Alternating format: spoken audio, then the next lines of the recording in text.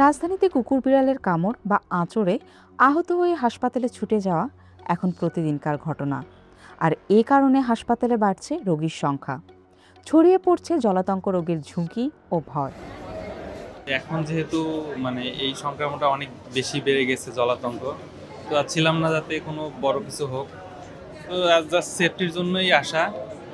দেখলাম তেমন কিছু বলেনি, বাট অ্যান্টি রেবিসের একটা টিকা আজকে নিলাম। বিড়ালে আঁচড় দিছে, আঁচড় দেওয়ার পরে ব্লাড বের হয়েছে, তখনই সংক্রমণের জন্য টিকা দিতে আসা। বিড়ালে কামড় দিছে, বাচ্চা হাতের মাঝে আঙ্গুলের মাঝে কামড় মারছে। ভয়ের তো নিতে আসি, হঠাৎ যদি কোনো কিছু হয়ে যায় তাহলে তো আমি দিলে তো টিকাটা দিলে তো নিরাপত্তা থাকতে পারি। ছোট্ট বিড়াল তো ধরছে, হাত দিয়ে খেলা করতেছিল, তখন কামড় দিছে। এটা তো ভয় থাকেই যে কি হয়ে যায় না হয়ে যায়। আসছে ওই যে বিড়ালের আঁচড় দিয়েছিল আমার মেয়েকে ওর ভ্যাকসিন দেওয়ার জন্য। সংক্রামক ব্যাধি হাসপাতালের হিসাব অনুযায়ী 2025 সালে জলাতঙ্কে 19 জন মারা যায়, আর এ বছরের প্রথম 4 মাসে মারা গেছে 4 জন। এত বেশি বেড়েছে যে আপনার পুরা বাংলাদেশের তো তেমন কোনো জায়গায় আসলে ওই র্যাবিস ভ্যাকসিন সাপ্লাই নাই, সরকারিভাবে সাপ্লাই নাই।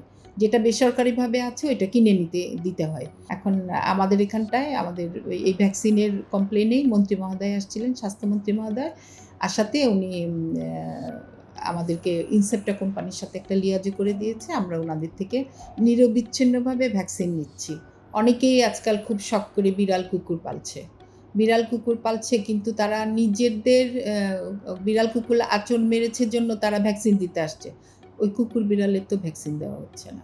জলাতঙ্কের ঝুঁকি বেড়ে যাওয়ার কারণ হিসেবে বিশেষজ্ঞরা বলছেন, গত 4-5 বছরের মধ্যে পথকুকুরগুলোকে ভ্যাকসিন দেওয়া হয়নি। 21 কি 22 সালের দিকে আমরা একটা সরকার থেকে একটা পরিকল্পনা নেওয়া হয়েছিল যে এই পথ কুকুর যে কুকুরগুলি আছে, রাস্তার কুকুরগুলাকে থেকে নিবে, ওই আপনার কুকুরগুলাকে ভ্যাকসিন দিবে।